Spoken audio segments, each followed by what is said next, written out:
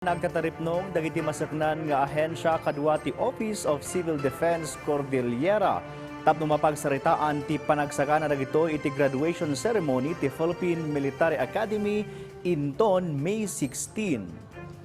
Imparang ti PMA ti action plan dagitoy para iti graduation tapno masalakniban dagiti nangangatong opisyal ti gobyerno ang makipasat iti aktibidad. Nakalatag matan dagiti security and contingency plan para iti programa.